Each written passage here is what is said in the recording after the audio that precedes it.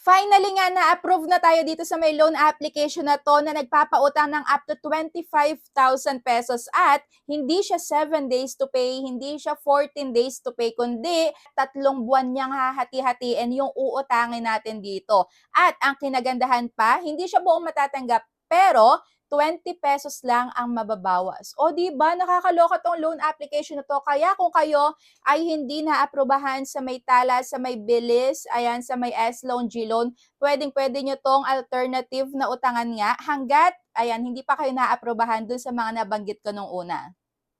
So kung naghahanap nga kayo ngayon ng mauutangan, pwedeng-pwede nyo i-consider itong video na to na panoorin. So ito, legit monthly installment. So ayun nga, umpisahan na natin. Nakalimutan ko palang mag-lipstick. Ayan, mag-lipstick muna tayo. So ito yung ginagamit ko nga pala na lipstick, yung Ever Bilena na matte lipstick. O diba? Gamit na gamit ko na siya, guys. Ayan. So yan yung lagi kong ginagamit pagka magba-vlog tayo. O diba? Nakakatuwa. Ganda, di ba? Ayan, lalagay ko yung link dyan or magpa-pop up dyan. Check nyo tong Ever Bilena na super ganda ng lipstick nila, guys. Ayan, matte lipstick.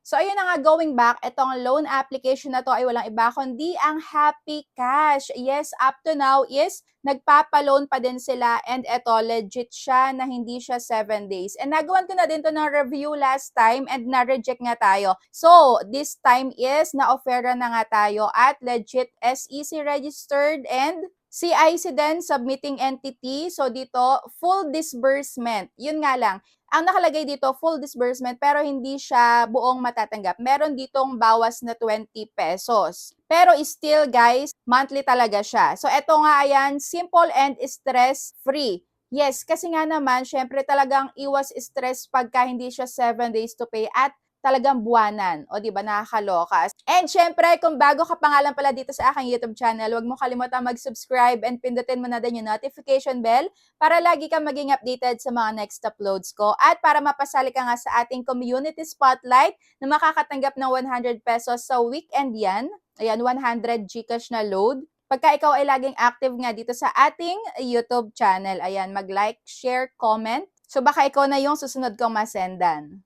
So ito nga pala is under Yinshan Lending and doing business under the name of Happy Cash. So dito marami din akong nakikita na mga good reviews and syempre yun ay uunahin natin ngayon. Pero dito sa may mga basic information, wala siyang proof of income. Ayan, isang valid ID lang. And mas okay na kapag ka inilagay nyo dyan is meron kayong trabaho. Kasi pagka unemployed, ayan, student, or pagka walang trabaho is mababa yung chance na maaprubahan. So base lang din sa may mga nabasa ko nga din online na experience ng mga nakakapag-apply at na-reject.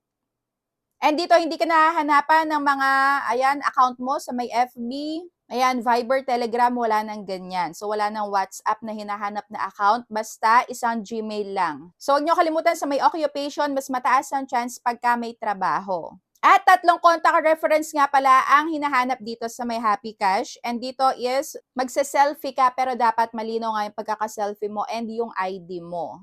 So yun lang yung mga sinagutan ko dito. And make sure nga na i-allow mo daw yung mga permissions na kailangan nila. Kasi isang reason din yung sigurado pagka hindi natin inallow is, ayan, possible rejected na tayo. Pero ayun nga, basta pagka maglo-loan kayo online at kung baguhan lang kayo na nangungutang online, i-limit nyo yung mga nasa phone book nyo ng mga 3 hanggang 5 contact references lang. Dahil yung 3 na yan na contact references, dapat alam din nila na ginamit mo sila as contact reference. Dahil for sure is, yan, maaaring maka-receive din sila ng notification or reminder pagka ikaw ay hindi nga nila ma-contact.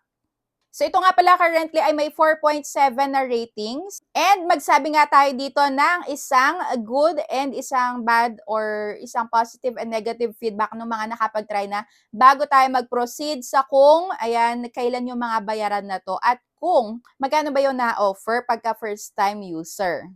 Even if they rejected me twice, ayan, kahit daw ni-reject na siya ng 2 beses, and bibigyan pa din daw niya ito ng 5 stars rate dahil meron nga naman daw talaga silang long-term payment. So, no harassing phone calls, no deduction. No deduction, meron siyang madededuct na 20 pesos.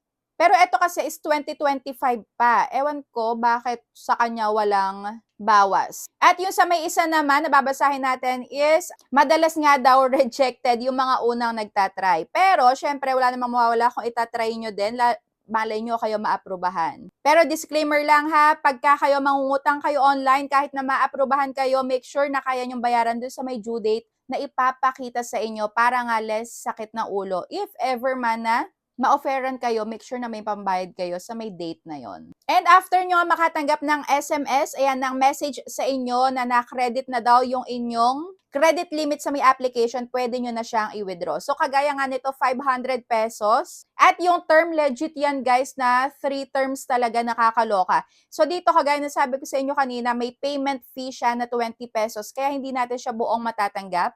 Pero dito, sure na sure may mababawas na 20 pesos. Kaya kung ang ating pipiliin ay 3 months to pay, ayan, 218 pesos ang ating babayaran. So kung makikita nyo dito, transparent sila sa kung magkano ba yung interest service fee na madadagdag. Hindi kagaya nung ibang loan application na nanguhula tayo na napakalaki pala ng service fee, hindi nila ipinapakita. Basta pagka dinisburse na lang sa atin, noon lang natin malalaman na hindi pala talaga siya buo at malaki ang makakaltas. So dito nga ang interest ay mayroon siyang 6% per month at may service fee na 9% per month. So kung hindi kayo agree dito sa may interest na to na nakita nyo is, ayan, malaya kayo na wag i-accept kung ano man yung offer sa inyo. Pero kung tayo nga is nangangailangan or hindi tayo na-aprobahan sa mga nauna ko nabanggit na mga legit loan application, kagaya ng Tala, BillIs, S-Loan, G-Loan, pwede nyo tong i-consider din dahil monthly naman siya. So, kagaya na to, March, April, and May ang pagbabayad natin. And yes, talagang monthly. So, kagaya na to, yung principal or yung pinaka ni-loan natin na hinati-hati nila is 167. At ang pinaka-interest nun ay 20 pesos at ang service fee ay 31 pesos. Kaya, ang total na babayaran natin dito monthly ay 218. So, kayo, comment down below kung okay ba sa inyo yung ganitong repayment terms or hindi. So, ayan, comment nyo dyan guys para malaman din natin. At kung sa 2 months naman natin siya babayaran, so ito yung pinaka-monthly natin, 307. Ang principal ay 250. So, ito yung pinaka-amount ha na iniloloan natin, yung principal.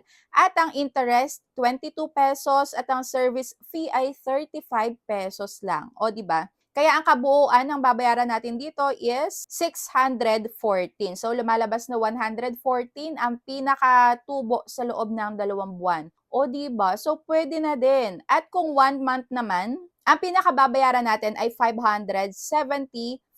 So, meron pa tayong 1 month na, ayan, mapag-iipunan pa natin yung pinakatubo dito. So, ang marireceive natin dito ay 480. So, ayan, comment down below kung i-accept nyo din ba yung offer dito dahil ito is para sa akin, okay siya. Dahil the same day nga din is, ayan, pumasok na din agad sa my withdrawal channel ko which is GCash. And kung kayo nga, ayan, naghahanap kayo ng ganitong talagang monthly siyang bayaran, pwedeng-pwede nyo tong itry. Pero, ayun nga lang, kung naghahanap naman kayo ng malakihan agad sa unang try, is hindi ito para sa inyo dahil mag-i-start nga tayo sa 500 sa maliit lang muna kagaya ng Mabilis Cash. Ayan, nag-start ako dati ng 300 pesos. Tapos, hanggang sa nag-times 4 na siya. Tapos, lumaki na lumaki. Basta ganun, pagka na build mo na yung trust nila sa'yo, ayan, mas pauutangan ka nga nila ng mas malaki. And syempre, ganun din naman talaga dapat. So, as a borrower, kailangan responsible tayo sa mga inuutang natin online. Basta pag hindi natin kayang bayaran, better na wag na lang nating i-accept. Pero dito nga din, base sa may mga nabasa ko online, ayan, meron ka din ditong matatanggap na pangilan-ngilan na pananakot na pangaharas sa mga agent. Dahil iba-iba talaga yung mga agent. Merong good mood, meron ding bad mood. O, diba? So, kung kayo naman mga agent na mga nanonood, dapat, ayan, nako, sobrang dami ng mga masasakit na salita ng mga natatanggap ng mga borrowers sa iba't ibang loan application para mas makapag-isip nga ng way yung mga borrower. Dapat ay makatao kayong maningil, di ba? Para mas ma-push nga sila na magbayad pa dahil okay kayong kausap sila. okay nyo kausapin yung mga borrower. So, ayan lang. As a borrower naman, kailangan lagi tayong responsible. Dahil ang pangungutang nga ay isang civil obligation na kailangan nating bayaran yan kung ano may nautang natin. Dahil tayo yung nag-agree dyan, nag-accept ng terms ng loan na kailangan talaga nating bayaran. And yung mga pangaharas nga yan, yung mga pananakot, yung mga threats na yan ng mga agents ay labag na yan sa batas at sila na nga yung mananagot dyan. Basta tayo, umutang tayo ng naaayon lang sa may kakayahan nating bayaran. So, ayan lang. Kung nagustuhan nyo itong si Happy Cash, comment down below. And kung hindi naman, ayan, ano yung reason nyo? Mataas ba para sa inyo yung interest, yung service fee nila? Comment down below. So, ayan lang. Thank you for watching and see you on my next vlog. Bye!